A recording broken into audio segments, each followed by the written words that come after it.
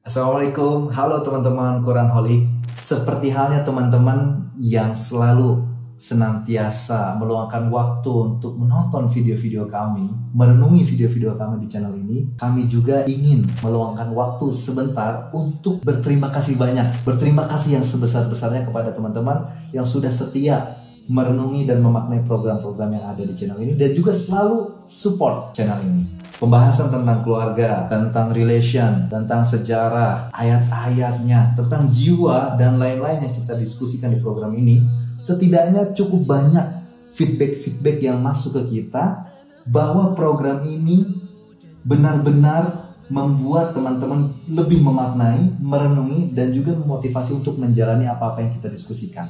Dan terus terang, ini adalah informasi yang sangat baik, feedback-feedback yang baik, yang membuat kita bahagia dan membuat kita ingin selalu konsisten menjalankan program ini.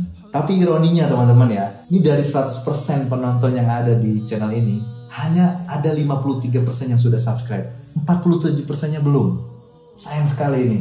Jadi saran kami untuk 47% ini silahkan subscribe agar tidak ketinggalan informasi-informasi, konten-konten terbaru, dan juga diskusi-diskusi terbaru yang ada di channel ini. Sekali lagi terima kasih banyak dan selamat memaknai.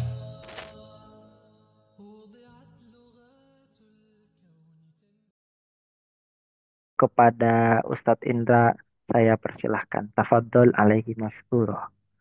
Jazakumullah khairan Kang Rifki di Garut lagi di Tangerang tapi ya hari ini ya. Auzubillahiminasyaitonirrajim. Bismillahirrahmanirrahim. Assalamualaikum warahmatullahi wabarakatuh. Alhamdulillahi rabbil alamin. Alhamdulillahilladzi ja'ala lakumul arda dalulan famshu fi manakibiha wa kulu mir rizqih wa ilaihin nusyur. Asyhadu an la ilaha illallah daula syarikalah takriran bihi wa tauhidan wa asyhadu anna Muhammadan abduhu wa rasuluh la nabiyya ba'dah. Allahumma la sahla illa ma ja'altahu sahla wa anta taz'alul hazna idza syi'ta sahla. Qala rabbi shrah li sadri wa yassir li amri wahlul 'uqdatam min lisani yafqahu qawli amma ba'd. Mari kita mulai dengan sama-sama bersyukur kepada Allah atas semua nikmat yang telah kita terima sampai hari ini dengan mengucapkan Alhamdulillahirabbil alamin dan bersalawat kepada Rasulullah Nabi Muhammad sallallahu alaihi wasallam dengan sama-sama mengucapkan Allahumma sholli ala Muhammad wa ala alihi wa sahbihi wasallam. Apa kabar ayah bunda semuanya? Masya Allah. Nih enak nih sekarang nih ada bapak-bapaknya kan, ada Pak Adri ya kan. Pak kalau kemarin bapak-bapaknya Pak Komar aja. Sekarang Sekarang lebih banyak ya Ustadz lebih ya? banyak sekarang ada Pak Adri. Tadi ada beberapa yang lain tuh tiba-tiba mati lagi ya kameranya. Ada Pak Imam Rahma di balik papan. Di balik papan apa di atas papan? Siap. Saya skip bukan nggak mau berdiskusi cicat dulu menyapa-nyapa tapi materinya agak panjang. Oleh karena itu kita to the point aja supaya nanti tanya jawabnya bisa lebih panjang. Setuju nggak kira-kira? Setuju ya? Kan biasanya yang nanya banyak ya. Udah segitu banyak tetap nggak kejawab semua juga gitu kan. Kenapa? Karena yang nanyanya lebih banyak daripada waktunya. Ada Pak Arif Zakaria, Alhamdulillah. Jadi kita ada laki-laki satu, dua, tiga, empat, lima sama Kang Rifki ya. Oke, ayah bunda semua, kita buka dulu dengan surat 51 ayat 49. Minta tolong tunjuk tangan dulu dah, raise hand. Siapa yang mau baca ayat Qur'annya? Dari sekarang raise hand-nya ya. Karena ayatnya banyak banget. Oke, yang lain nggak ada yang mau raise hand nih?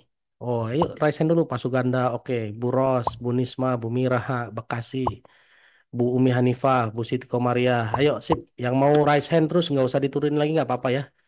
Karena ayatnya insya Allah banyak nih. Yang pertama, Bu Safera di Salatiga, silakan. Kita baca dulu surat 51 ayat 49. Alhamdulillah, Assalamualaikum warahmatullahi wabarakatuh. Waalaikumsalam warahmatullahi wabarakatuh. Surah Az-Zariyat ayat 49. Ya, Dan segala sesuatu kami ciptakan berpasang-pasangan agar kamu mengingat kebesaran Allah. oke. Segala sesuatu diciptakan berpasang-pasangan. Laki-laki, perempuan, surga, neraka, ya, langit, bumi, ibu. Berarti kalau ada rezeki tak terduga, berarti pasangannya apa, Bu? Rezeki terduga ya, udah pasangannya begitu aja. Bener ya? Simple ya Bu ya. Ya kan? Pasangan rezeki tak terduga adalah rezeki terduga jelas ya. Oke. Nah, kira-kira ayah bunda semua, rezeki terduga sama rezeki tak terduga perlu diikhtiarkan nggak dua-duanya? Perlu nggak diikhtiarkan dua-duanya? Perlu ya. Oleh karena itu Pak Suganda boleh dibaca surat 53 ayat 39.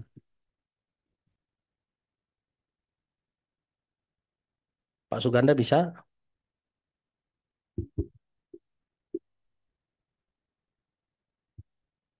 Pak Suganda, kalau belum bisa kita geser dulu ke Buros Makassar silakan. 5339.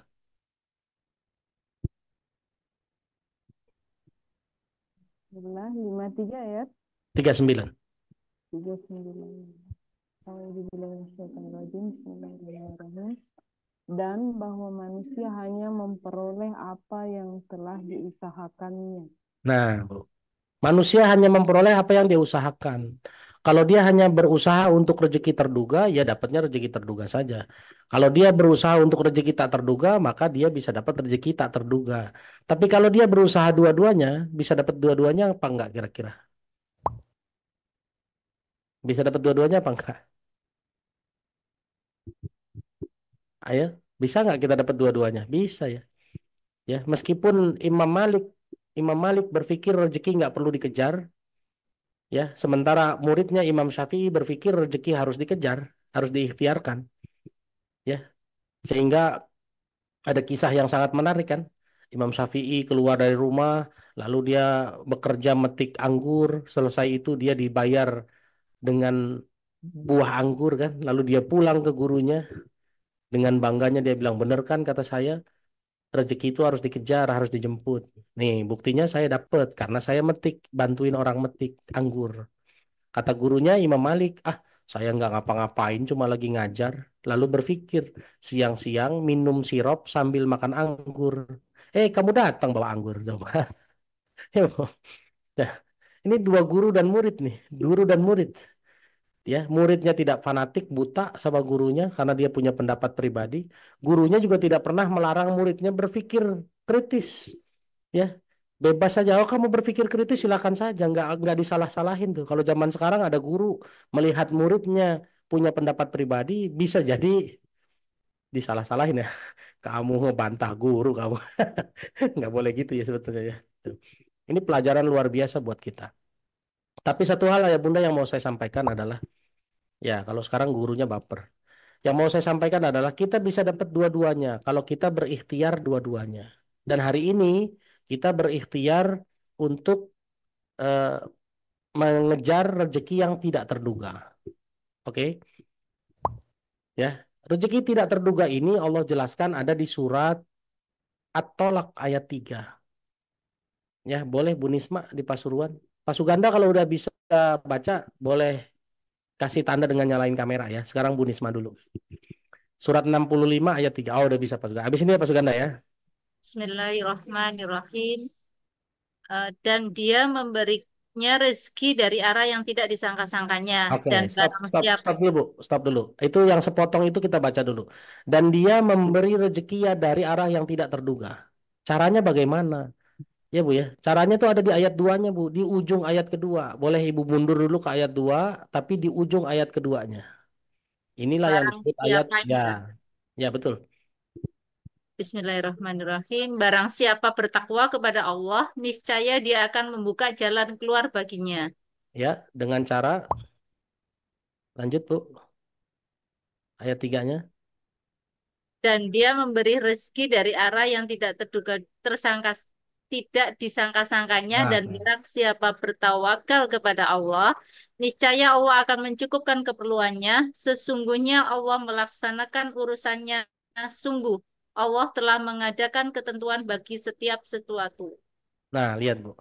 Kalau kita sambungin dengan benar ya, wa may yattaqillaha yaj'al lahu makhraja wa yarzuqhu min haitsu la yahtasib. Barang siapa bertakwa, maka kami kasih jalan keluar dengan cara dikasih rezeki tak terduga. Jadi rezeki tak terduga kira-kira ikhtiarnya ngapain? Ya, ikhtiarnya ngapain? Boleh komen? ikhtiarnya harus jadi orang takwa. Masalahnya hari ini, ya, ini surat 65 ayat 2 dan 3 ya. Tuh. Masalahnya hari ini banyak dari kita nggak paham tentang arti takwa. Apa arti takwa kira-kira, Bu? Kalau kita belajar dari zaman kecil dulu, takwa itu apa artinya? Ada yang tahu? Takwa menurut berserah diri ya. Dulu waktu kita masih kecil, takwa itu kan diartikan apa? Taat perintah Allah, menjauhi larangannya, kan gitu ya? Ya betul ya. Pertanyaannya, sekarang banyak nggak orang yang taat, perintahnya dikerjakan, larangannya dijauhi, tapi tidak takwa? Banyak nggak kira-kira? Banyak nggak? Banyak ya. Ciri-cirinya apa? Oh, banyak-banyak aja. Ciri-cirinya apa? Oke. Nah, sekarang kita bahas satu-satu ya. Nah, keluh kesah, ya boleh lah macam-macam lah. Dekati riba, oke. Ya, ayah bunda semua, eh, yang harus kita pahami, takwa itu sebetulnya adalah ujian hati, Bu. Ya, takwa itu ujian hati. Kata siapa? Kata Allah. Kita baca surat 49 ayat 3. Boleh Pak Suganda di Pandeglang. Suganda, Sugan ada. Itu. Pak Suganda masih di mute, di di unmute. Mangga, mangga, mangga. Surat 40. 9. Surat 49 ayat 3. Oke, siap. Al-Hujurat ayat 3. A'udzubillahi minasyaitonirrajim. Bismillahirrahmanirrahim. Innal ladzina yaghudduna aswatahum inda Rasulillahi ulaika alladzina imtahanallahu qulubahum bittaqwa. Ya. Lahum maghfiratu subhanallah. Boleh langsung artinya aja Pak Suganda. Sesungguhnya orang-orang yang merendahkan suaranya di sisi Rasulullah, mereka itulah orang-orang yang telah diuji hatinya oleh Allah untuk bertakwa. Iya. Mereka akan memperoleh ampunan dan pahala yang besar. Nah, lihat tuh, Pak. Orang-orang yang dulu berhasil merendahkan suaranya di sisi Rasulullah. Merendahkan suara itu artinya luas ya, Bu. Menurunkan egonya. Ya, Bu. Meskipun saya lebih kaya, dia lebih miskin. Kalau dinasehatin mau dengerin. Ya, Bu. Ini ibu kan merendahkan diri di hadapan saya nih. Ya kan? Padahal siapalah saya. Kok ibu mau dengerin saya? Ya nggak? Pak Suganda mau dengerin saya ini. Padahal siapalah saya secara umur, saya yakin Pak Suganda jauh lebih pengalaman hidup dibanding saya. Tapi beliau mau dengerin saya. Ini kan berarti dia mau merendahkan egonya, mendengarkan saya. Benar nggak? Ya. Bukan mau, saya nggak mau bilang saya Rasul ya, enggak ya. Jangan diartikan ke sana ya. Ya. Ya. Saya mau bilang berarti ayah bunda yang hari ini ada 258 orang adalah orang-orang yang mau merendahkan egonya, merendahkan hatinya, merendahkan suaranya untuk mendengarkan saya. Ini adalah orang-orang yang sudah diuji hatinya untuk jadi orang takwa. Jadi takwa itu adalah ujian hati, Bu. Oke? Ujian hati harus dipahami. Takwa itu ujian hati. Makanya takwa itu sulit karena biasanya yang berkaitan dengan hati itu seberat ya, Bu ya. Orang kata si apa itu Dilan aja rindu itu berat ya, Bu. Rindu itu kan urusan hati kan, ya kan? Makanya rindu itu berat. Ya. Nah, takwa itu urusan hati. Sekarang kita boleh lihat ya, kita boleh lihat ya. Kita boleh lihat. Kita lihat salah satu ciri-ciri takwa. Ciri-ciri takwa yang paling umum dan paling banyak dibahas orang. Yang pertama ada di surat 3 ayat 133 sampai 135. Surat 3 ayat 133 sampai 135. Bu Mira Angreni di Bekasi. Surat 3 ayat 133 dulu ya Bu dibaca.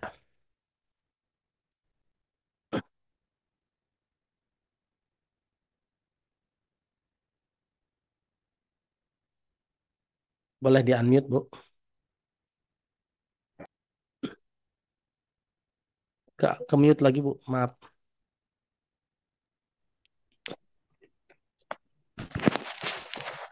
Surat Ali Imran ayat 133.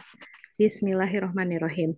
Dan bersegeralah kamu mencari ampunan dari Tuhanmu dan mendapatkan surga yang luasnya seluas langit dan bumi yang disediakan bagi orang-orang yang bertakwa. Lihat tuh Bu. Segeralah bertobat, mendapatkan pengampunan, sehingga bisa dapat surga yang seluas langit dan bumi. Surga ini khusus buat orang bertakwa. Siapa orang bertakwa? Ayat 134, Bu. Silakan. Yaitu orang-orang yang berinfak, baik di waktu lapang maupun sempit, dan Oke. orang-orang yang menahan amarahnya dan memaafkan kesalahan orang lain, dan Allah mencintai orang yang berbuat kebaikan. Nah, lihat, Bu. Orang yang bertakwa, salah satu contohnya adalah ciri-cirinya adalah orang-orang yang bersedekah di kala lapang maupun sempit. Mau punya duit, mau nggak punya duit, tetap sedekah. Mau sehat maupun sakit, tetap beramal soleh. Mau sempet, nggak sempet, mau sibuk ataupun waktunya longgar, tetap mau bantu orang. Benar nggak? Mau pusing, pusing kepalanya, ataupun kepalanya lagi seger, lagi fresh, tetap mau mikirin bagaimana bantu orang. Benar nggak? Lagi sempit nih, Bu. Kalau lagi sempit apa? Bu Mira lagi marah sama orang, tapi orang tersebut minta bantuan dan perlu dibantu, tetap dibantuin. Ini bukan sempit nggak punya uang ya, Bu, tapi sempit hati ya. Pernah nggak Ibu sempit hati, kesel sama orang, tapi orang itu butuh bantuan, terus Ibu bilang, ah saya nggak mau bantuin, dia aja nyusahin saya. Itu bukan orang takwa, Bu, begitu, Bu. Bener nggak? Jadi sempit di sini luas ya. Jangan disempit, sempit di sini jangan diartikan lagi banyak duit sama bokeh doang. Lapang dan sempit kita tetap bersedekah. Lapang dan sempit kita tetap bantu orang. Ya, sempit ini bisa jadi sempit hati, Bu. Karena kita kesel punya temen misalnya, punya saudara, punya siapapun gitu ya. Ngeselin kita, tiba-tiba dia datang, Bu Mira minta bantuan dong. Lah, ini orang minta tolong sama saya. Kemarin-kemarin nyakitin saya. Kan Ibu lagi sempit tuh. Benar nggak? Tapi bukan sempit duit ya, tapi sempit hati gitu loh. Ya, Bu. Orang bertakwa itu nggak boleh sempit hati tuh, wah, jengkel segala macam. Iya Bu Nur, wah Bu Nur jengkel nggak boleh beli eh, tas bermerek lagi. Enggak ya Bu, bercanda ya Bu ya. Ya kan? Coba. Ya, jadi sempit di sini luas ya Bu. Jangan diartikan miskin dan kaya saja. Bisa jadi contoh nih misalnya Pak Arif Zakaria diminta sama tetangganya, Pak, tolong Pak bantuin kami nganterin anak saya sakit, Pak. Pak Arifnya lagi sibuk. Berarti kan dia lagi sempit waktunya ya. Tuh. Ya kan? Lapang mau sempit, mau lapang dan sempit, waktunya cukup nggak cukup. Tetap harus orang bertakwa itu habitnya, kebiasaannya adalah bantu orang. Nah, pertanyaan saya, Pak. Bapak kalau lagi sempit, entah sempit uang, sempit waktu, entah sempit tenaga, apalagi begini. Ah, kamu minta tolong, saya aja butuh ditolong. Itu kan lagi sempit juga kan? Itu urusan hati apa bukan, Bu? Kira-kira. Ujiannya ada di hati apa di mana kira-kira itu, Bu? Hati kan? Makanya kita sering bilang, ya elah saya juga butuh dibantu, kamu minta tolong sama saya. Itu urusan hati, Pak. Urusan hati itu. Makanya ujian takwa adalah ujian hati. Orang yang hatinya lapang, makanya ada istilah begini, hati lapang, rezeki datang. Hati sempit, rezeki sedikit. Ya kan? Makanya disebut lapang dada aja gitu. Supaya apa? Supaya kalau lapang dada, meskipun orang ngeselin, kita tetap tolong. Tuh. Lihat, yang pertama adalah baik lapang maupun sempit tetap sedekah. Baik lapang maupun sempit tetap bantu orang. Baik ada waktunya, nggak ada waktunya, tetap mikirin bagaimana bermanfaat buat orang banyak. Ya kan? Tuh. Setelah itu apa? Menahan marah. Bu, ibu lagi sempit. Dan ibu harus nahan marah. Kira-kira susah apa gampang? Susah ya? Udah nahan marah, disuruh memaafkan. Padahal orangnya ngeselin. Ya Bu, ini kayak ujian hati ini Bu. Ya kan? Ibu lagi lapar, lagi sempit, bokeh. Ada orang ngeselin dan harus memaafkan. Susah apa gampang? Iya, Bu. Inilah takwa, ujian takwa. Maka takwa itu disebutnya ujian hati. Makanya Bu, kenapa kita orang beriman disuruh puasa supaya jadi orang takwa? Kan dalilnya itu ya. Ya ayyuhallazina amanu kutiba alaikumusiyam kama kutiba alal ladzina min qablikum la'allakum tattaqun. Wahai orang yang beriman, diperintahkan bagimu berpuasa supaya apa? Supaya nanti jadi orang takwa. Kenapa Bu? Jadi orang takwa latihannya suruh puasa. Ayo, tahu nggak kenapa Bu kira-kira Bu? Karena nahan marah kalau lagi lapar lebih susah ya Bu ya. Bener nggak? Kita kan ada istilah kalau lapar galak ya Bu. Ya Bang Arif bener ya Pak Arif? Lapar galak ya kalau kenyang. Ya betul ya. Tuh. Makanya kalau pada saat lapar kita bisa menahan marah, berarti saat kenyang biasa, Bu. Bener nggak? Kalau saat lapar kita bisa memaafkan orang, berarti saat kenyang biasa saja. Makanya tuh, kak lapar galak, kenyang nyeruduk. Lapar, kalau saya bahasanya lapar galak, kenyang jadi agak agak lola, Bu ya. Lola, loadingnya lama. Gitu ya. Tuh. Jadi ayah bunda semua, takwa itu jangan dipikir cuma sekedar taat perintah Allah dan menjauhi larangannya. Tapi bagaimana hati kita nih bisa di-manage sehingga apapun kondisi kita, kondisi kita lapang, kondisi kita sempit, tetap tidak pelit bantu orang. Tetap tidak pelit tenaga untuk nolongin orang. Ya, meskipun tetangga kita itu ngeselin kita, berarti hati kita sempit setiap kali ngelihat dia. Tapi kalau dia lagi butuh bantuan, kita bantuin. Itu, Bu. Itulah takwa, Bu. Hatinya luas. Bagaimana hati ini jadi lapang, mau kondisi kita susah ataupun senang, kita tetap bantu orang. Bahkan orang itu ngeselin atau tidak, kita tetap bantu orang. Kalau sekarang kan kita pilih-pilih ya. Wah, kalau dia masih bantuin dah. Soalnya dia orangnya asik. Gitu ya, Bu. Ya kan? Tuh. Kalau dia nggak mau saya bantuin dah. Orangnya ngeselin. Bu, boleh nggak kita bersumpah? Misalnya ya, Bu Merida ngeselin. Besok-besok dia minta tolong sama saya nggak mau bantuin. Kira-kira boleh nggak bersumpah kayak gitu? Nggak boleh, Bu. Boleh baca surat 24 ayat 22.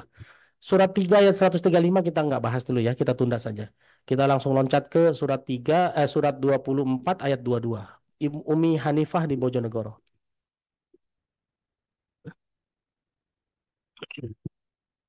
Boleh Umi Hanifah, boleh di-unmute. Ya, baik. Bismillahirrahmanirrahim. Dan janganlah orang-orang yang mempunyai kelebihan dan kelapangan di antara kamu bersumpah bahwa mereka tidak akan memberi bantuan kepada kerabatnya, orang-orang miskin dan orang-orang yang berhijrah di jalan Allah, dan hendaklah mereka memaafkan dan berlapang dada. Apakah kamu tidak suka kalau Allah mengampunimu dan Allah Maha Pengampun, Maha Penyayang? Nah, lihat tuh. Allah bilang tuh, nggak boleh kamu berjanji untuk tidak menolong orang. Kalau kamu nanti diberi kelapangan. Bahkan disuruh untuk memaafkan. Berarti ini orang kan pernah ngeselin ya, Bu ya? Ya, ini orang pernah ngeselin, lalu kita bersumpah next time nanti ya kalau saya punya duit, saya kaya, nggak bakalan saya tolongin dia tuh. Itu nggak boleh, Bu. Justru kita harus memaafkan. Supaya apa? Supaya Allah memaafkan kita. Tuh. Jadi ingat ya, Bu. Jadi takwa ini bukan cuma sekedar taat perintah Allah, tapi juga bagaimana hati kita ini bisa lapang, santai. Lagi susah, lagi senang, dihina orang, dipuji orang, santai saja. Ya Bu, dipuji, dihina orang tetap kalau tuh orang butuh bantuan kita tolongin. Bukan malah kita sumpahin. Ini orang yang nyakitin, begitu dia butuh bantuan kita sumpahin. Biar mampus lu. Kagak boleh ya. Kagak boleh. Oke, clear ya. Makanya kenapa kita disuruh latihannya pada saat puasa. Karena posisi lagi puasa itu lebih sulit Bu daripada posisi lagi kenyang. Bener nggak? Ya kan? Orang kalau lagi puasa, lapar, capek, kepanasan, coba disuruh sabar kan susah banget ya Bu ya. Sabar, sabar kamu. Ya kan? Oke. Nah, sekarang ini dalil tentang ciri-ciri orang takwa yang paling banyak dibahas. Oke. Sekarang kita lihat ciri-ciri takwa yang lain. Ya, sering juga dibahas tapi tidak lebih sering dibanding surat 3 ayat 133 sampai 155. Kita baca surat 2 ayat 177. Ibu Siti Komariah di Kediri, silakan. Surat 2 ayat 177.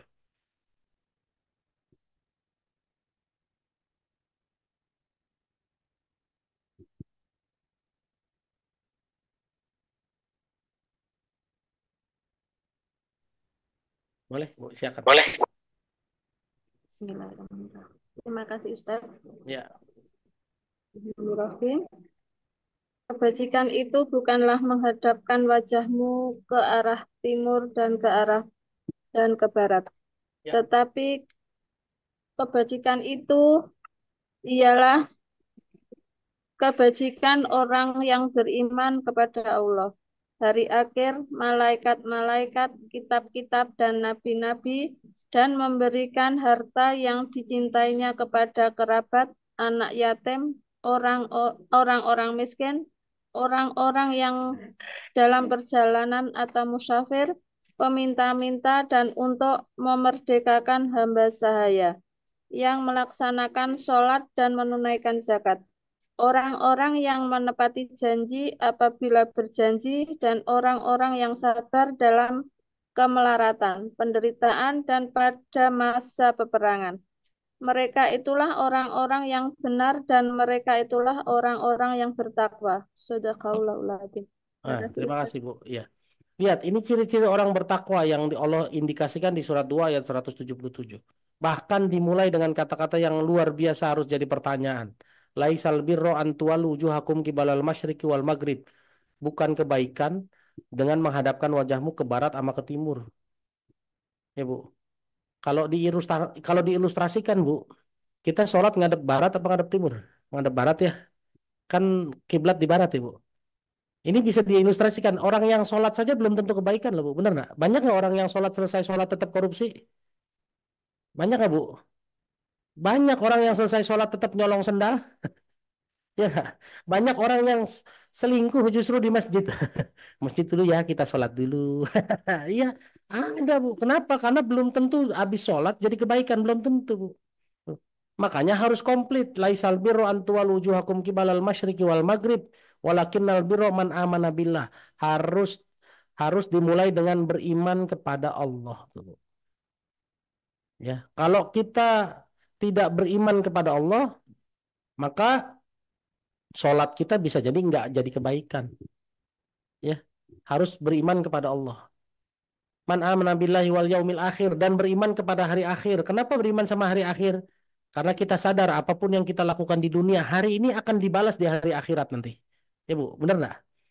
Kalau Ibu yakin, Bapak yakin segala sesuatu yang kita lakukan hari ini pasti dibalas di hari akhirat, Bapak akan berhati-hati nggak dalam berbuat? Benar nggak? Waspada dong, iya kan? Kalau saya berbuat baik dibalas baik, kalau saya berbuat buruk dibalas buruk. Wah, ngeri dong.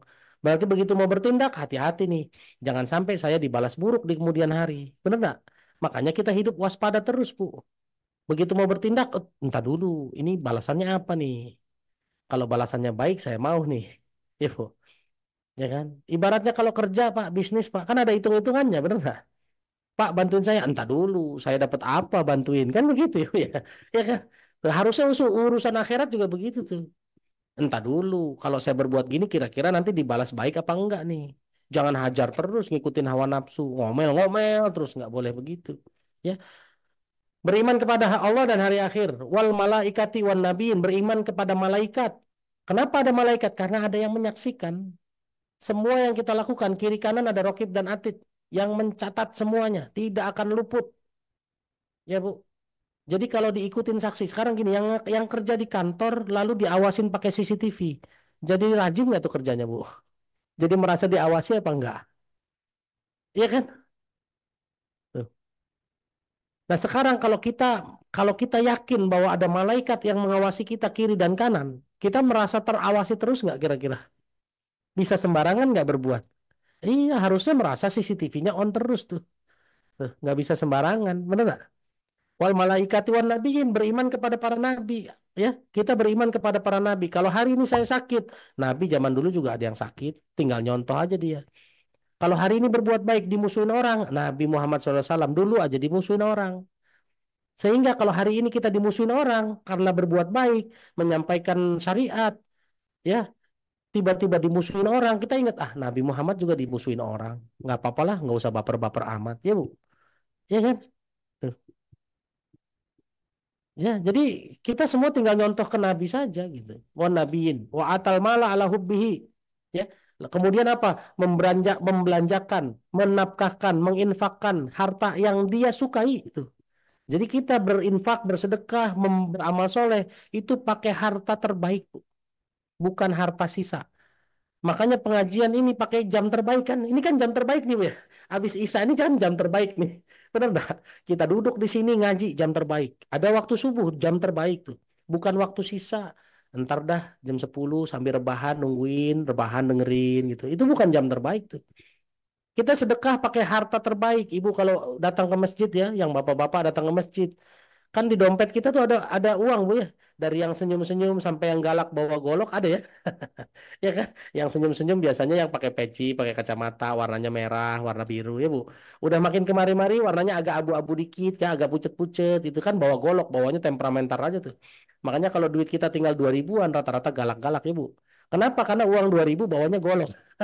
Saya nggak ngerti, kok mereka ngerti aja ya? Ya, coba. Sekarang pertanyaan saya, kalau kita ke masjid lalu bersedekah, perintah Allahnya adalah wa'atal mala ala hubbihi. Bersedekah harta yang terbaik. Kira-kira kalau harta terbaik yang bawa golok apa yang pakai peci? Ya kan? Berarti kalau terbaik harusnya sedekah yang pakai peci, Pak. Bener nggak? Tuh. Saya dulu sering diledekin sama bapak saya. Dra, kalau ke masjid pakai peci. Jangan bawa golok. Apa sih maksudnya ya? Ntar ketahuannya pas kotak amal lewat. Pas kotak amal lewat yang dikeluarin bawa golok. Oh ini maksudnya. Ya gitu. Sedekah itu yang terbaik, Pak, bukan yang sisa. Makanya saya menyarankan ayah bunda, kalau ada korban kebakaran, korban tanah longsor, banjir bandang, kalau kita mau menyedekahkan baju, jangan baju bekas, baju baru. Baju bekas mah nggak bakal dipakai. Saya berkali-kali nganterin baju tuh Bu, nganterin bantuan ke lokasi ke pengungsian, tuh baju bekas menggunung, nggak ada yang mau pakai. Tuh. Ya, jangan. Kenapa? Kita bertugas orang bertakwa bersedekah yang terbaik. Wa atal mala ala hubbihi dzawil qurba wal yatama wal masakini wa ibnis sabili wa fir riqab.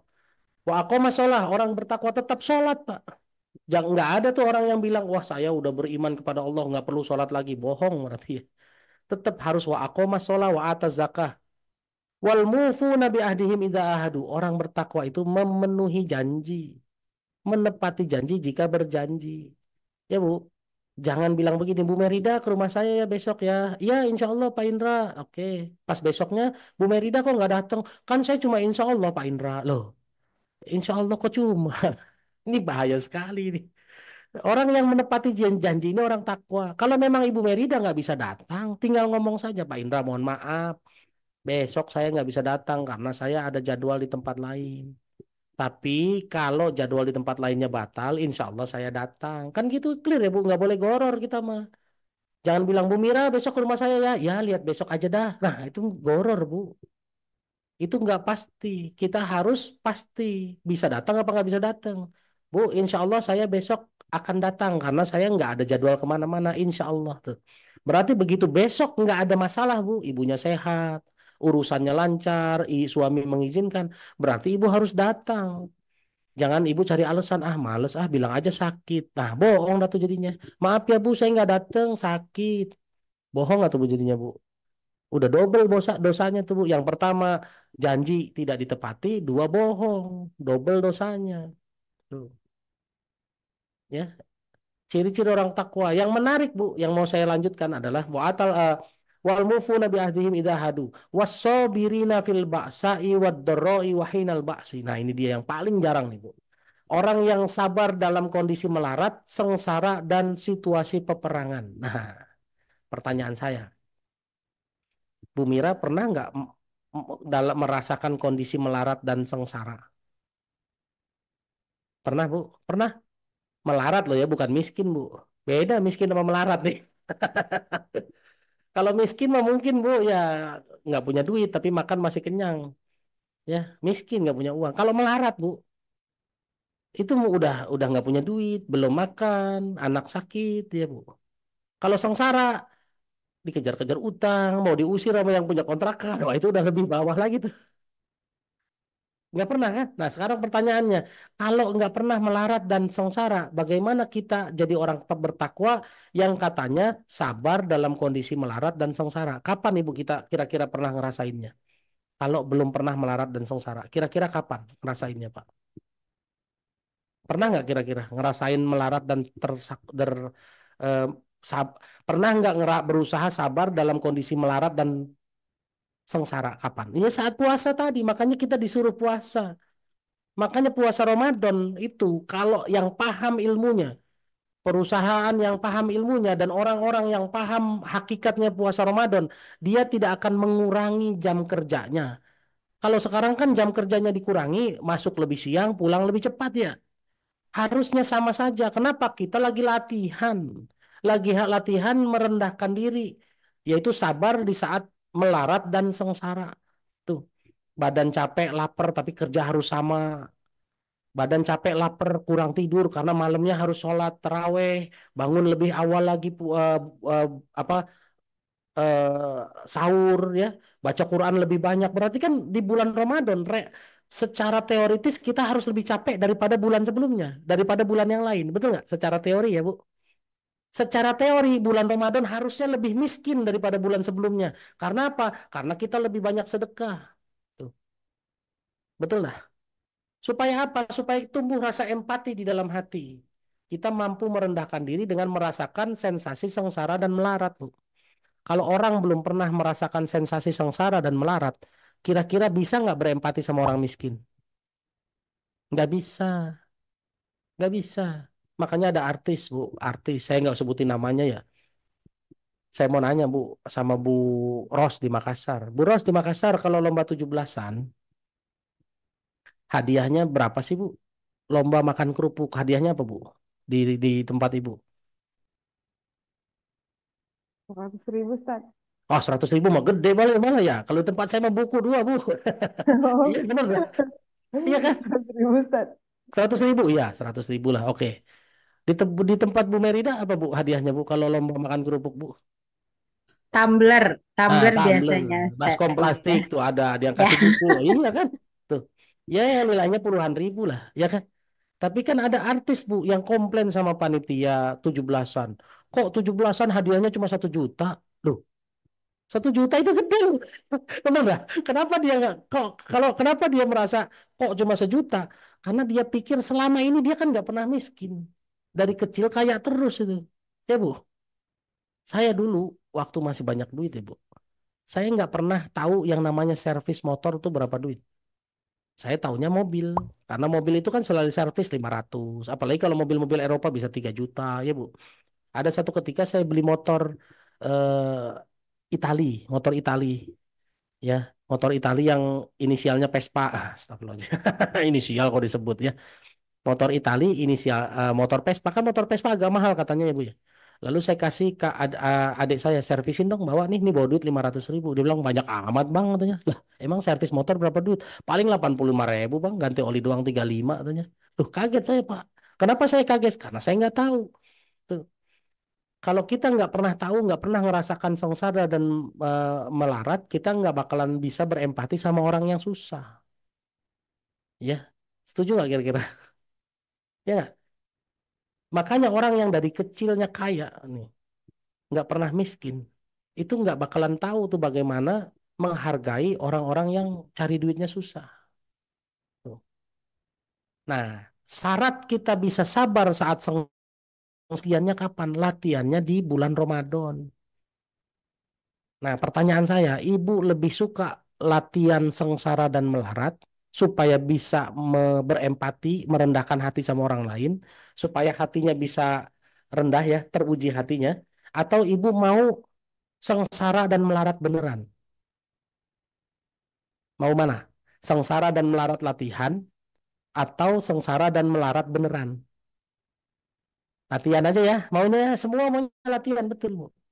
Yang hari ini nggak mau latihan, siap-siap baca surat 63 apa 64? 64. 663 ya, 664 kalau nggak salah. Surat Al-An'am ayat 64. Siapa yang belum baca? Bu Merida belum baca ya? Ya, Bu Merida. Surat 6 ayat 60. Sebentar, Bu. Saya lupa, Bu.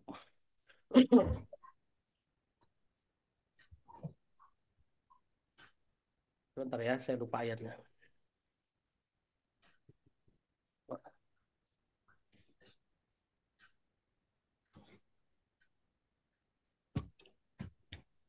Surat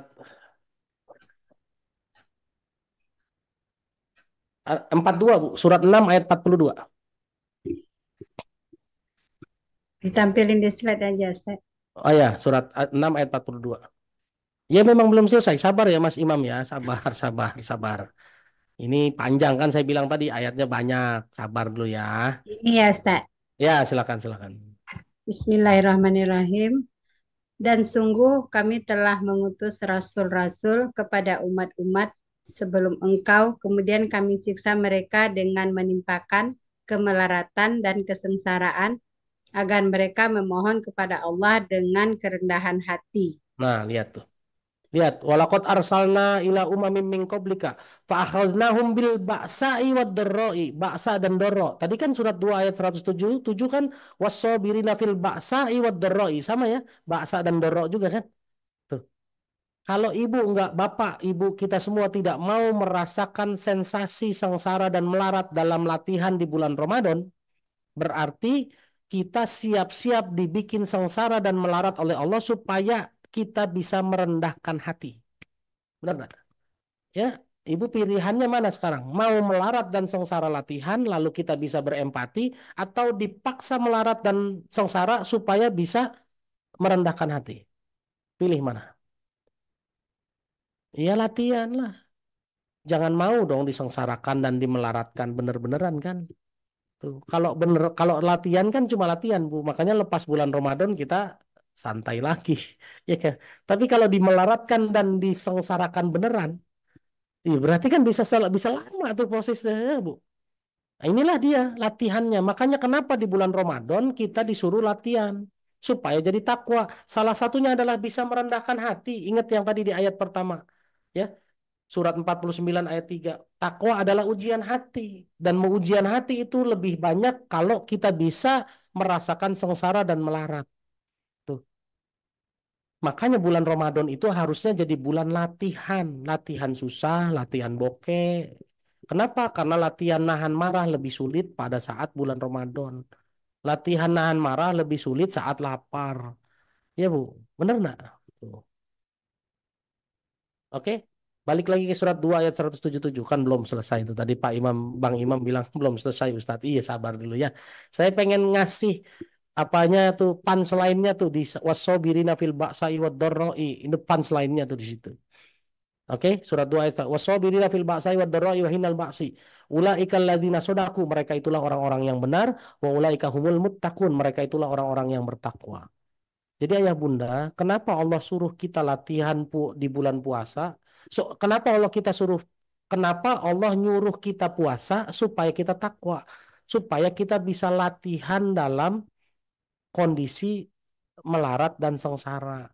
Ini latihan doang loh Bu, nggak melarat dan sengsara beneran. Lihat, sekarang saya tanya sama ibu, kalau bulan Ramadan kita puasa, gampang apa susah rasanya?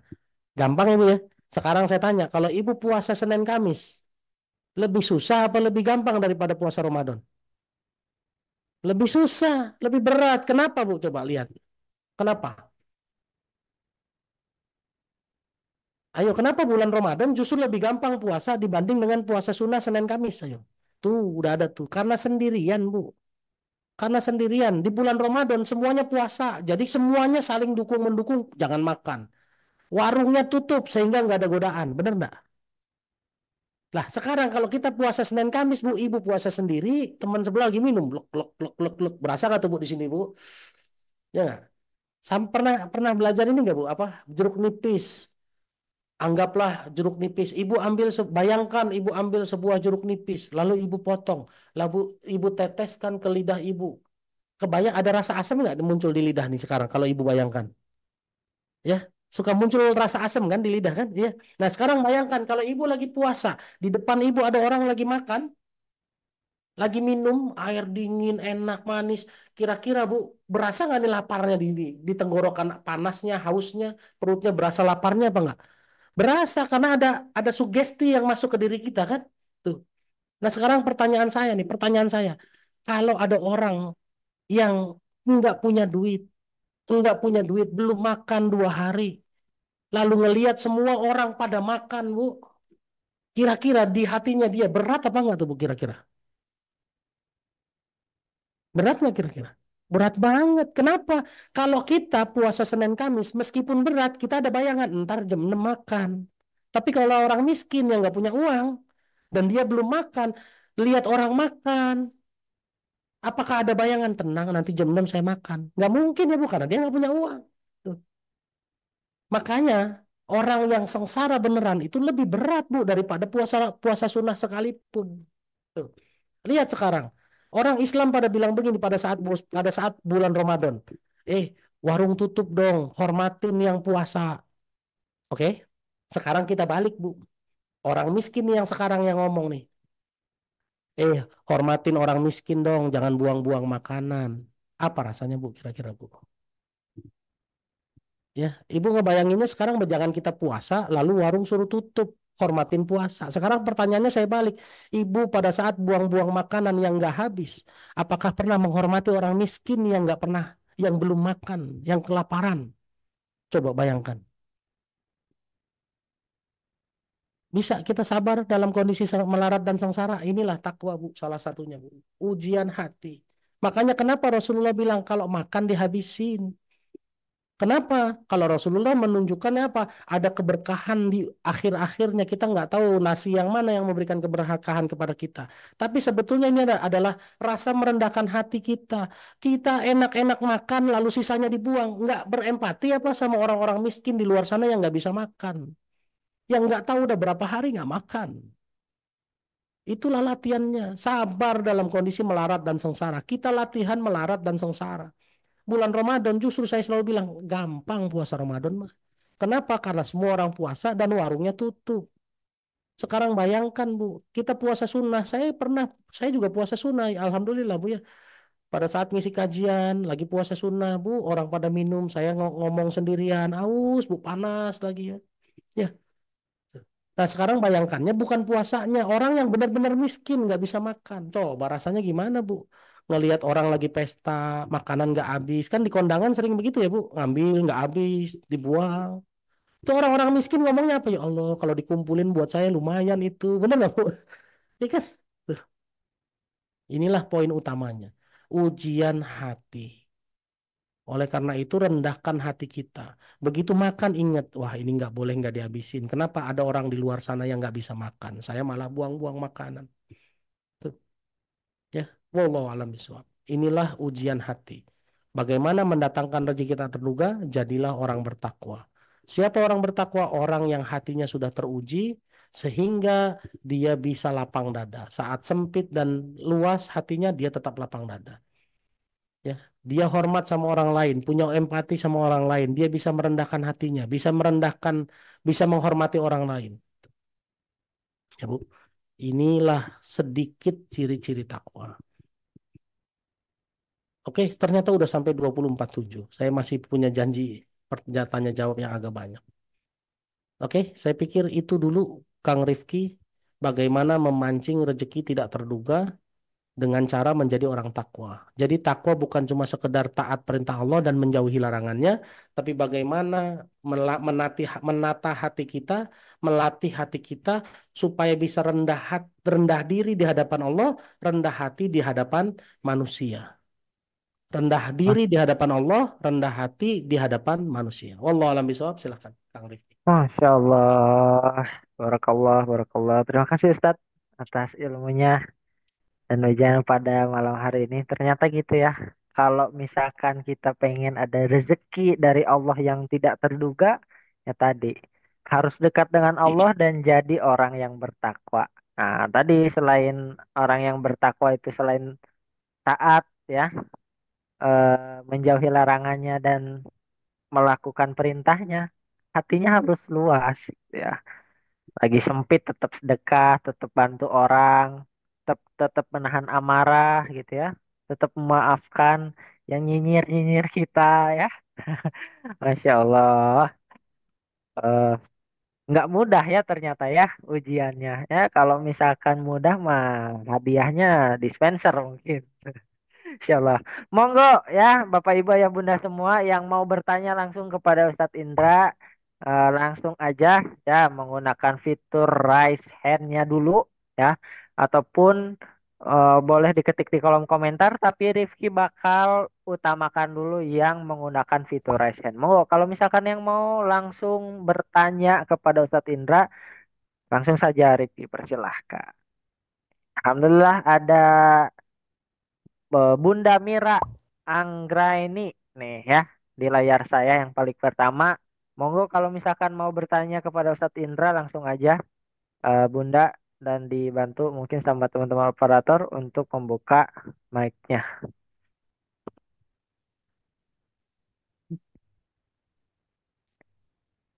Cek. Pak Mira Oh, nggak nanya kayaknya. Tadi oh yang nggak masih nanya ya. ya. Siapa ya? Mm. Bunda Merida mau bertanya kah? Oh enggak ya. Nah, kita lihat dulu di kolom komentar deh ya. Oh mau nanya. Boleh, boleh, boleh. Nah, udah bisa, Bunda? Nah, Ya, udah. udah. Oke. eh Kalau tadi itu Ustadz, kalau masalah puasa kayaknya itu nggak terlalu susah ya. Apalagi kalau puasa sunat juga nggak terlalu susah. Yang susahnya itu yang istiqomah untuk berbuat baik itu Ustadz, yang susahnya. Maksudnya yang istiqomah untuk tidak terpancing marah, tidak terpancing emosi ketika kita diganggu.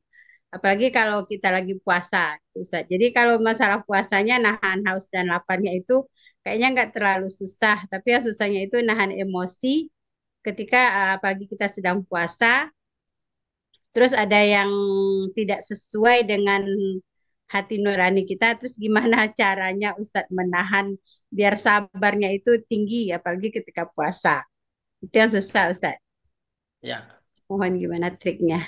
ya itu dia Bu. Betul. Inilah yang kita bahas, yang kita sadari bahwa takwa itu adalah ujian hati. Menata hati memang bagian yang paling sulit kan. Menata hati itu bagian yang paling sulit. Dan caranya menata hati itu adalah dalam kehidupan nyata, Bu, bukan teori di kelas. Ya, Ibu, pertanyaan saya nih, mohon maaf ya, nih contohnya. Ibu pertama kali dulu jatuh cinta, rasanya seperti apa? Berbunga-bunga ya, Bu ya. Pertama kali diputusin pacar dulu. Stres nggak kira-kira, Bu? Galau, Ustaz. Ya, oh Ibu nggak. Mungkin Ibu nggak pernah diputusin berarti. Ya kan? Tapi sekarang nih, pertama kali diputusin pacar sama 10 kali diputusin pacar, mana yang lebih stres? Ada yang pernah nggak? Pertama kali lebih stres kan? Kalau udah 10 kali diputusin, yang 10 kali ah santai aja. Hari ini mutusin cewek, besok cari yang baru kan gitu. Iya kan? Kenapa Bu bisa begitu? Kenapa hatinya bisa diputusin yang ke-10 terus jadi biasa saja? Ya karena sudah terlatih kan? Sudah terlatih kan? Nah, ini dalil Quran Bu, surat 3 ayat 153. Ibu boleh baca surat 3 ayat 153. Fa'asabakum ghammam bi ghammil likaila tahzanu ala ma fatakum wala ma asobakum. Ya. Allah bilang apa? Aku timpakan kesedihan demi kesedihan supaya kamu tidak sedih lagi. Itu. Makanya kita latihan setiap tahun, bulan Ramadan latihan setiap tahun supaya apa? Supaya kita terbiasa. Yang namanya hati lapang itu bukan hasil teori di kelas, tapi hasil praktek dalam kehidupan nyata. Tuh. Ya. Jadi kalau ibu nanya gimana Ustaz nih caranya supaya hati lapang, ya ibu harus sering-sering disakitin. Iya kan? Ya. Harus Setelah disakitin kan lama-lama jadi harus biasa. terlatih ya, Ustaz ya. Ya, terlatih, makanya ada lagunya kan terlatih patah hati.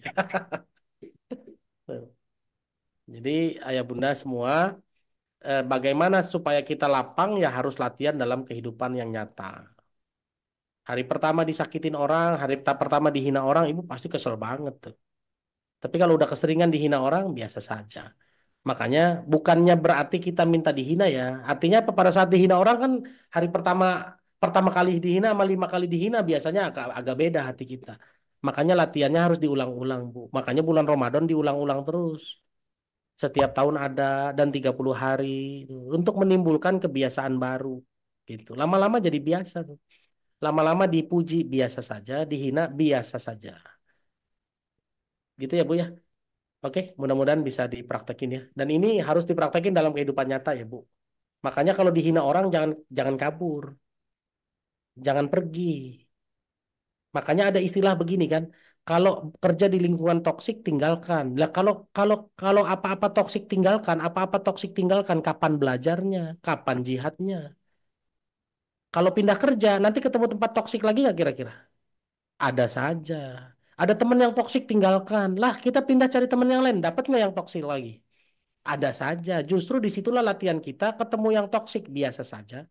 Ketemu yang soleh soleha ya kita pegang kencang. Yang toksik biasa saja. Kita nggak perlu tinggalkan karena nggak bisa dunia itu ditinggalkan 100% nggak bisa Bu. Bener nggak? Nggak bisa kan? Ibu kerja pindah kantor mana aja yang namanya manusia toksik tetap ada dan nggak bisa ditinggal tuh. Selalu ada. Kenapa? Ujian itu dibuat agar kita makin kuat menghadapinya. Gitu ya Bu ya. Jadi ya jangan nantangin juga. Ya Allah kasih ujian saya nggak usah. Karena nggak perlu nantangin juga nanti tetap diuji. Wallahu alam bishawab. Masya Allah. Terima kasih Ustadz. Ya, Mudah-mudahan bisa terjawab ya Bunda ya. Latihan dan praktekkan ya. ilmu-ilmu dari guru-guru kita yang selalu mengasih wejangan gitu ya. Insya Allah. Nah, izin Ustadz, ada lagi nih. eh Silakan, silakan. Bu Hajah Endah nih. Ya, silakan Dari saya dengerin ya Bu. Saya mau ke ini dulu ke meja sebelah. Tapi saya siap, dengerin. Izin siap, sebentar. Ya. Insya Allah. Boleh, eh Bunda langsung aja di... Ah, udah nih. Assalamualaikum warahmatullahi wabarakatuh. Syukron jazakallah. Waalaikumsalam warahmatullah. Mas Kang Rifki, Gerinda Ustadz Indra. Eh, Us- ada juga Ustadz suatu Ramadan itu kebetulan saya di lapangan ya Ustadz. Masuk di lapangan itu saya kan jualan di pasar. Jadi selagi puasa Ramadan itu ada pedagang yang akan juga Ustadz di depan saya. Terus ketika diingatkan itu dia malah lebih marah ke saya padahal saya cuma ngingetin gitu kan. Terus dia bilang nggak usah ngurusin saya lah gitu kan. Lah saya kan cuma ngingetin kalau bisa tuh hormatin yang lagi puasa kan, kita kan puasa lagi puasa tiba-tiba dia minum dia makan dia ngerokok gitu kan juga tersulut dengan emosi kan akhirnya Ustaz. Dia kan cuma ngingetin gitu kan. Ya udahlah. Terus yang keduanya bagaimana mengingatkan orang yang suka ada makanan tapi tidak memberi ke orang lain ditumpuk di kulkas gitu kan, terutama kepada orang terdekat maksudnya kakak atau adik kandung gitu. Jadi dua pertanyaan saya, bagaimana menyikapi orang yang ketika kita sedang puasa Ramadan, kan semua orang puasa ya, kalau puasa Ya. sunnah kan cuma kita sendiri. Nah, yang kedua bagaimana menyikapi orang yang menumpuk makanan di kulkas untuk mengingatkan beliau gitu, terutama orang terdekat ke kakak atau adik kandung. Terima kasih Ustaz. Syukran jazakallahu barakallahu fiik. Ya. Assalamualaikum warahmatullahi wabarakatuh. Waalaikumsalam warahmatullahi. Monggo langsung saja Ustaz. Ya, yang pertama Bu Hajah Endah, kalau untuk menasehati orang, Ibu baca dulu surat Yasin ayat 11 ya. Innama tungziru manittaba az-zikra wa khosyar rahmana bil ghaib. Surat 36 ayat 11. Sesungguhnya kita menasehati hanya kepada orang yang mau dinasehati saja. Iya Bu. Kalau orang nggak mau dinasehatin, Ibu nasehatin buat apa? Nggak ada efeknya. Ini Quran yang ngomong loh Bu. Baca surat 36 ayat 11. Innama tungziru manittaba az-zikra. Sesungguhnya kita memberi nasihat hanya kepada orang-orang yang mau mengikuti nasihat. Berarti kalau nggak mau ngapain capek-capek Bu? Itu satu Bu. Ya kan? Nah, kalau ibu lagi dagang di depan ibu ada orang makan. Ibu cek dulu kalau dia orang Islam yang dinasehati bukan makannya, tapi ini bulan Ramadan kamu harus puasa loh. Bukan dinasehati jangan makan depan orang puasa. Kalau saya nggak akan melarang tuh, Bu.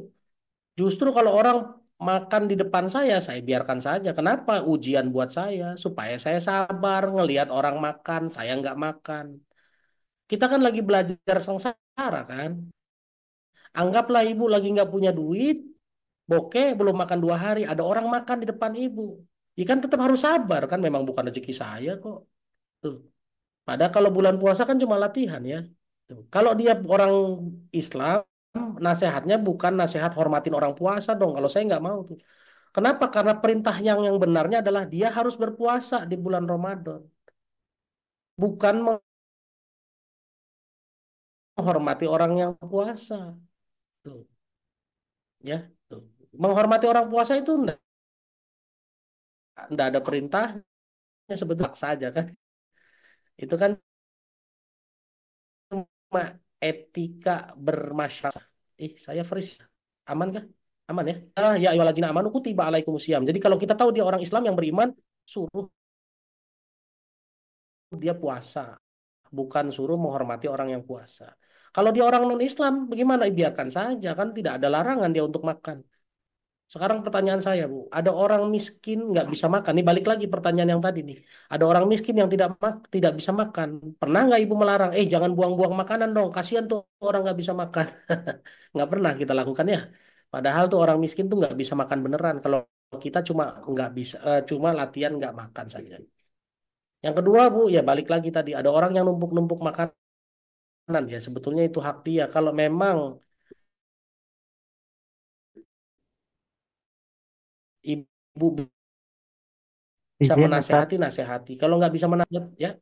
Bismillah. Ini suaranya agak putus-putus kalau di saya. Oh, oh iya, ya. Sekarang gimana? Masih putus-putus? Putus? Nah, sudah jelas Ustadz. Udah jelas ya? Afwan Ustadz. Ya, Ya, monggo, siap, siap. monggo. Siap, oke. Jadi kalau Ibu mau menasehati orang yang numpuk makanan yang ada di kulkas, ya sebetulnya kalau mau menasehati, nasehatilah dengan bahasa yang baik. Itu cara nasehatin begitu. Tapi ingat Bu, kita menasehati itu tujuan utamanya agar kita tidak kena resikonya. Kalau Ibu tahu orang berbuat buruk lalu kita diam saja, kita akan kena resikonya, resiko hukumannya. Jadi jangan pernah menasehati dengan semangat supaya dia berubah. Nah, supaya dia berubah itu tujuan kedua. Tujuan pertama adalah agar kita tidak kena resikonya, nggak kena dosanya. Ada di surat 7 ayat 164. Ini dalilnya itu. Surat 7 ayat 164, sebelah kiri paling atas. Ya. Wa idz qalat ummatun minhum lima ta'izuna qauman illahu muhlikum aw mu'adzibuhum adzaban syadida.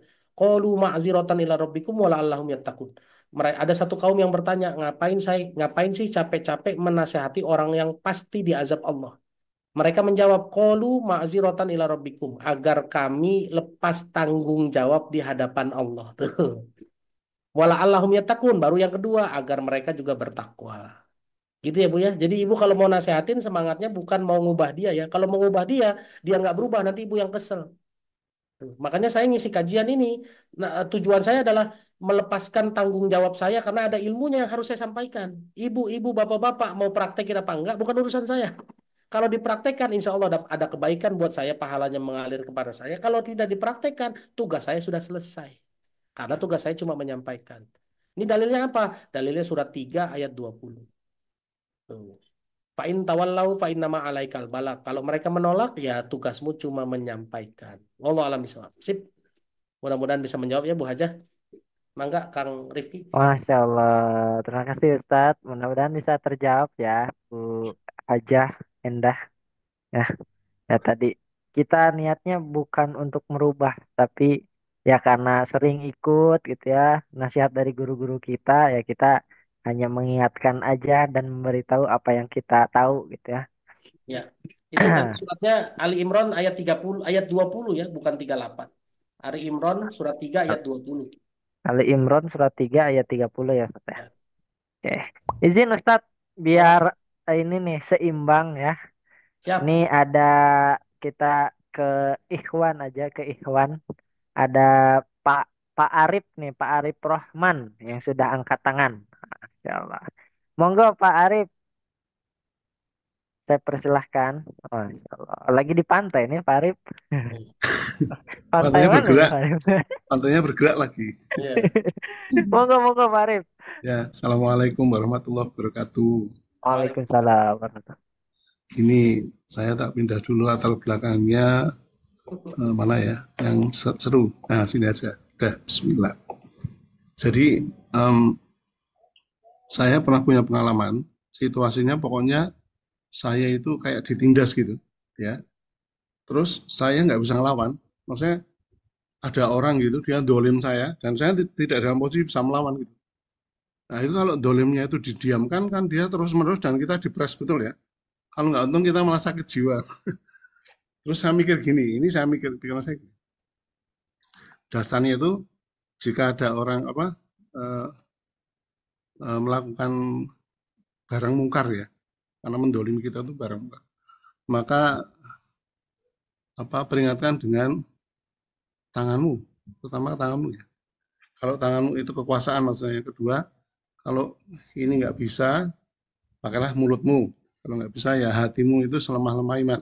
Nah, betul. Saya itu mikirnya gini, ini pikiran saya. Kalau kedoliman dan apa itu opresi itu. Nah, kalau dalam bahasa modernnya kan oppression gitu. Ya. Itu berlangsung lama dan tidak bisa selesai. Masyarakat juga nggak bisa menyelesaikan, RT, ketua RT, RW, lurah dan sebagainya nggak bisa menyelesaikan. Terus saya punya pikiran gini, bagaimana kalau saya itu minta pada Tuhan, tapi mintanya gini, ya Allah, pokoknya yang buruk-buruk saya itu biar pindah ke dia, dan baik-baik dia pindah ke saya. Jadi itu kayak resistansi terhadap ketidakmampuan kita untuk melawan. Nah kalau gitu tuh gimana Ustadz? Siap. Karena itu sudah nggak bisa ngelawan, nggak bisa apa. Jadi betul-betul kita sudah kayak orang itu ditekan dan udah betul-betul kayak gitu, udah diem aja gini nggak bisa apa-apa. Akhirnya kan Ya. cuma berdoa ya. Nah, itu cara ngelawannya gitu, gimana apa itu boleh gitu. Siap. Terima kasih. Oke. Sama-sama, Pak. Yang pertama mau saya sampaikan. Betul kata Allah di surat 42 ayat 39. Surat 42 ayat 39. Orang-orang yang kalau dizolimi, maka dia membela diri. Ada ayatnya, Pak. Betul, Bapak harus membela diri. Tapi kita harus mengetahui mana zolim yang mana yang harus kita bela diri, Pak. Ya, kalau cuma dikatain doang, Indra ganteng, nggak usah bela diri, Pak. Biasa aja itu mah. Iya Iya. kan? Iya kan? Ini Ya, ini makanya sebentar Pak, sebentar dulu. ya, Kalau misalnya Pak Arif dikatain, Pak Arif pelit orangnya, nah udah biasa aja Pak. Itu kan zolim ya, juga kan. ya, Pak Arif ya. dikatain pelit, tapi ya zolim juga itu. Tapi ya biasa aja kalau gitu. Makanya ada ayat yang bilang begini, surat 73 ayat 10. Wasbir ala ma yaquluna wahjurhum hajron jamila. Sabar atas apa yang mereka katakan, lalu tinggalkan dengan cara yang baik. Jadi ada kezoliman yang nggak perlu dibela diri Pak, cukup ditinggalkan. Tapi ada kejoliman yang Bapak perlu harus bela diri. Seperti apa? Ada di surat Al-Mumtahanah, surat 60, ayat 8 dan 9. Tuh, ayat 9 terutama. Kezoliman yang mana? Kezoliman yang Bapak diusir dari kampung Bapak. Bapak tidak dilarang beribadah menjalankan syariat agama. Itu Bapak harus bela diri. Ada di surat 60 ayat 9. Itulah yang kewajiban Bapak untuk membela diri. Ya. Jadi kalau cuma dikatain Pak Arif pelit banget, nggak usah dilayanin Pak. Ya, Pak Arif dandanannya nggak masa kini, ya biarin aja yang kayak gitu mah Pak. Tapi kalau Bapak diusir dari kampung, difitnah sehingga Bapak terusir dari kampung atau Bapak dihalang-halangi dalam beribadah, Bapak harus bela diri sesuai surat 60 ayat 9. Makanya Allah bilang, innama yanhakumullahu, sesungguhnya Allah menyuruh kamu untuk membela jika kamu, nah ada di surat 60 ayat 9. Nah, sekarang berkaitan dengan pertanyaan Bapak, boleh nggak Bapak berdoa yang jelek-jelek kayak gitu kan? Ya, ini kan doanya doa buruk ya Pak ya? Iya kan? Doa buruk. Ada di surat 46 ayat terakhir Pak. 46 ayat 35. Surat Al-Ahqaf ayat 35. Tolong bukain dong admin, saya qadarullah eh, nggak bisa, bukan nggak bisa, agak lemot ini HP-nya. 46 ayat 35. Bisa bacain Pak Arif? Enggak. Saya dengerin ya Pak.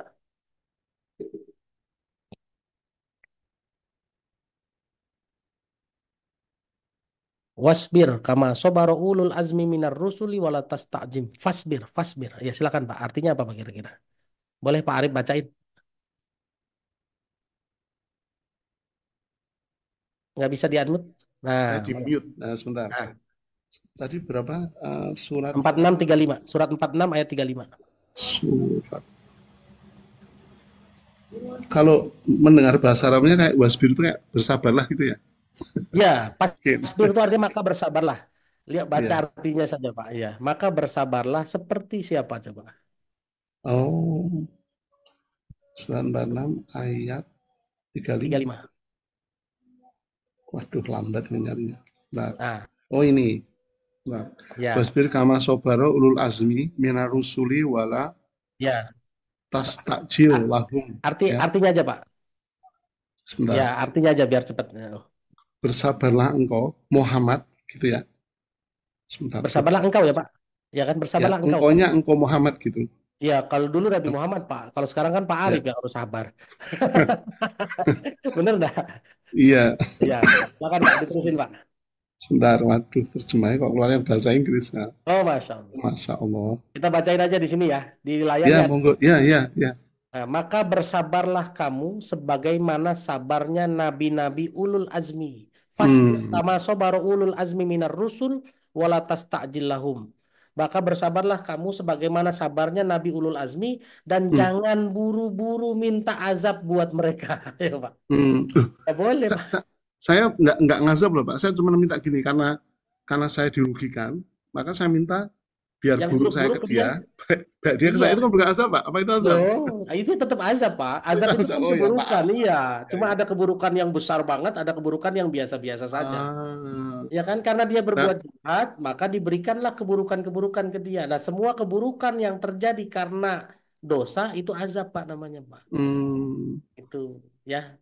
Jadi kata nah, Allah, pasbir kama sabar ulul azmi minar rusuli wala tasta'jilahum. Bersabarlah seperti sabarnya Nabi Ulul Azmi dan Ulasmi itu, ya. iya, janganlah kamu buru-buru minta supaya diturunkan siksaan ke mereka gitu loh. Nggak Nah, boleh sebetulnya. Gitu. saya mau cerita yang sebenarnya. Ya. Ini Pak, jadi tetangga di sebelah saya itu dia ngelola sampah, gitu loh. Semua orang di RT itu nggak ada berani memperingatkan, nggak berani karena sistemnya itu kan itu saudara semua gitu. Nah saya itu pendatang, tapi saya kan nggak bisa ngomong. Saya Ya. pernah nyinggung sedikit di WA grup, dia marah langsung, saya diunek-unek, dikata-katain gitu. Saya udah, terus saya nggak berani ngomong sejak saya. Jadi merasa tertekan terus sampai sekarang. Itu bisa tahunan, bisa setahun 2 tahun. Apa ya? Saya harus diem aja, gitu loh. Ya, iya, Pak. Kalau cuma begitu, Pak, apalagi cuma urusan sampah kan, itu termasuk area yang di luar surat 60 ayat 9. Surat 60 ayat 9 itu kalau Bapak dilarang ibadah, kalau Bapak diusir dari kampung. Kalau sekarang Bapak masih tinggal di situ, sampahnya masih diangkat sama dia, masih dikelolain sama dia, Bapak Ya, bayar biayanya, sudah berarti cukup, Pak, selesai. Berarti Bapak pakai dalil tapi surat 7. Kenapa? baunya gimana? Baunya itu loh Pak, yang masuk orang makan bau itu, orang tidur Iya, bau itu. Itu kan ya berat. gimana? Tapi kan Bapak tidak diusir kan? Bapak tidak diusir kan? Waduh, Ya, hebat ya. kita bersikapnya pakai dalil, Pak. Jangan pakai prasangka. Sabarnya, Surat 60 ayat 9. Bapak kalau sabarnya. ya, kalau Bapak merasa merasa diusir surat 60 ayat 9, Bapak bersikap di situ. Ya, itulah dia makanya takwa memang berat. Tapi Bapak boleh nggak pindah dari situ? Ya, saya nggak punya tempat lain kecuali di sini. Nah, Di oke, sini aja dapatnya susah gitu. Nah, itu prasangka Bapak tuh. Belum Itu tentu, jangan salah. Kalau kita ya baca saya dalil, Pak, surat 4 ayat 100. Wa may yuhajir fi sabilillah yajid fil ardi muragoman katsira wa sa'ah. Barang siapa berhijrah di jalan Allah akan ketemu bumi yang luas dan rezeki yang banyak. Itu janji Allah, Pak. Makanya saran saya Bapak jangan berprasangka dulu. Berprasangka, oh dapatnya susah nih, nanti kemana pindah? Tak dulu, Pak. Itu urusan Allah. Yang penting Bapak jihad dulu. Kalau nanti ada lagi, Pak, kalau Bapak baca surat 4 ayat 97 kalau tidak salah. Sebentar saya buka dulu ya. Ini ada orang-orang yang meninggal dunia. Lalu dia masih dalam kondisi menzolimi diri sendiri ya. Misalnya Bapak teranggap sebelah Bapak sampah, lalu Bapak nggak pindah misalnya ya Pak ya. Dan Bapak termasuk dianggap sama Allah orang-orang yang menzolimi diri sendiri. Ini ada di surat 4 ayat 97. Allah bilang begini, innal ladzina tawaffahumul malaikatu zalimi anfusihim qalu fima kuntum. Ada orang-orang yang pada saat sakaratul maut dicabut nyawanya oleh malaikat, lalu malaikat nanya, ngapain sih kamu tetap menzolimi diri sendiri? Mereka bilang, saya qalu kunna mustad'afina fil ar. Mereka berkata, kami orang-orang yang lemah di dunia. Kata malaikat bilang gini, qalu alam takun ardullahi wasi'ah. Bukankah bumi ini luas? Fatuhajiru fiha, dan kamu bisa pindah, Pak. Ya, dalam kasus Bapak tidak diusir, Bapak tidak dilarang ibadah. Tapi Bapak memang terganggu secara bau, secara sampah. Berarti Bapak bisa dua nih pilihannya. Bersabar seperti surat 73 ayat 10, atau Bapak boleh hijrah di surat 4 ayat 100, atau surat 4 ayat 97 tadi. Supaya Bapak pindah, sehingga Bapak tidak terzolimi terus gitu. Ya. Tapi kalau Bapak mendoakan yang buruk-buruk tetap tidak boleh karena surat 46 ayat 35 tidak boleh mendoakan yang buruk-buruk. Jadi hari ini pilihan Bapak hari ini dua, sabar atau pindah, Pak. Nah, kalau seandainya Bapak memutuskan pindah, jangan punya prasangka buruk sama Allah. Wah, nanti nyari tempatnya susah. Bapak prasangka buruk sama Allah tuh. Saya pernah berhenti kerja, Pak. Dulu saya punya gaji lumayan. Lalu berhenti kerja. Kenapa? Karena kerjaan saya haram. Waktu berhenti kerja ternyata Allah kasih rezeki kok. Rezeki alhamdulillah sekarang punya rumah lagi, punya kerjaan lagi, punya teman-teman soleh. Dulu saya kerja di bidang yang riba dan judi. Sekarang punya teman-teman soleh itu di sini hampir 276. Kata-kata Hmm, adalah doa, ya Pak ya. Jadi iya. Bapak punya pilihan betul seperti yang Bapak bilang, tapi kan dasar Makasih. pertanyaannya adalah boleh nggak saya mendoakan yang buruk-buruk? Tetap nggak boleh. Surat 46 ayat 35. Pilihan Bapak hari ini bersabar atau Bapak boleh pindah. Tapi kalau Bapak memutuskan pindah, jangan punya prasangka buruk sama Allah. Karena Allah sudah bilang, Hmm, kalau kamu pindah ya. di bumi ini pasti ketemu bumi yang luas dan rezeki yang banyak. Surat 4 ayat 100. Wallahu a'lam bishawab. Mudah-mudahan bisa meringankan ya Pak ya. Iya, iya. Meringankan saja nih. Karena Itu eh, jawaban saya nggak mungkin menghilangkan bau sampahnya kan. iya. Cuman maksud saya kasus itu kan sebenarnya sama dengan ketika orang kerja, kemudian teman kerjanya juga toksik ya. Barangkali juga saya kebetulan juga sama gitu. Jadi apa ya mau pindah kerja, pindah rumah, waduh ya Ya, itu kan belum tentu bisa pindah juga kan, ya gitu ya. jual desa itu. Siap, oke. Selanjutnya ya Pak ya. Nanti kalau Bapak Syukron. masih mau konsultasi, Bapak boleh DM IG saya. Nanti kita konsultasi ya. Ya, syukron Siap. jazil. Apaan? Wah, Yakub. Sip, berikutnya masih ada waktu. Mudah-mudahan kebagian 5 orang lagi. Kang Rifki. Masya Allah, seru sekali ya Ustaz ya. Ya, Masya Allah. Aduh, bagaimana ini teh? Gimana mau lanjut nih sama Ustadz Indra, Bapak Ibu Ayah Bunda semua? Lanjut, lanjut. Kayaknya harus ada sesi khusus dan mendalam nih Ustadz, bareng Ustadz. Masya Allah ini rame banget apa di yang raise hand banyak, di kolom chat juga banyak. Namun mohon maaf Ayah Bunda sekali lagi ya. Tadi saya udah dicolekin sama panitia juga. Udah Kang, ya. Mohon maaf ini karena memang waktunya terbatas. Ayah Bunda ya. Saya juga bingung sebenarnya pengen diskusi bareng dan mendalam nih sama Bapak Ibu Ayah Bunda semua. Cuman ya apa daya ya. Hari ini eh, sudah mengingatkan bahwa memang ya jangan kita lihat jam pengennya tuh Kang. iya kita pengennya terus-terusan kan diskusi sama Ustadz Indra ya tapi apa daya waktu yang harus membatasi kita ya Bunda ya. Tadi Ustadz Indra juga sudah spill nih barangkali ada pertanyaan-pertanyaan yang lebih mendalam dan pengen langsung dijawab sambil apa namanya yang belum follow langsung aja follow beliau. Siapa yang udah follow nih di sini? Akun media sosialnya Ustadz Indra. Nah, nih udah ya. Jadi bisa langsung aja follow akun media sosialnya beliau ya. Setelah itu langsung DM ke beliau. Ustadz, tadi saya yang nanya di kelasnya Meaningful Ways nih ya. Belum terjawab nih sama Ustadz. Nah, terkait bla bla bla bla boleh tuh nanti insya Allah kalau Ustadz Indranya sempat gitu ya dan senggang, insya Allah beliau mudah-mudahan bisa jawab gitu ya. Dan jangan lupa kalau misalkan yang belum follow, follow juga. Sekarang udah berapa Ustadz? 1032. Oh, yuk kita tambahin lagi ya. Kayaknya kita harus bikin sesi khusus nih sama Ustadz Indra. Wah, mudah-mudahan ya kita buka sesi yang lebih panjang, ngobrol, diskusi, dan mudah-mudahan ada prakteknya juga gitu ya untuk diimplementasikan ke sehari-hari. Jadi tunggu aja infonya di grup. Nanti insya Allah akan diinfokan ya sama admin. Mudah-mudahan kita bisa apa jadwalkan bareng sama Ustadz Indra. Mohon mohon doanya aja. Mohon izin ayah bunda bapak ibu semua ya mohon maaf juga sekali lagi karena waktunya terbatas. Mohon izin ya Ustadz ya. Kita malam Ya. hari ini dicukupkan dulu sekian. Untuk mengakhiri belajar sharing time diskusi pada malam hari ini kita tutup saja dengan mungkin ada closing statement untuk menutup perjumpaan pada malam hari ini dari Al Ustadz Indra. Monggo Ustadz. Siap Kang Rifki, Masya Allah. Eh, Takwa adalah derajat tertinggi yang Allah berikan kepada manusia. Makanya Allah bilang di surat 49 ayat 13, Inna akromakum indallahi atqakum. Sesungguhnya kemuliaan di sisi Allah adalah berdasarkan takwanya. Oleh karena itu, karena takwa itu mulia, maka perjuangannya berat. Nah, posisi Allah di dalam hati kita, di dalam diri kita adanya di hati. Maka tempatkanlah Allah di hati, jangan ada yang lain selain Allah di hati kita. Oleh karena itu, supaya Allahnya tetap ada di hati kita, hati kitanya harus dilatih, harus kuat menghadapi kehidupan. Lapang dan sempit, hatinya tetap tegar.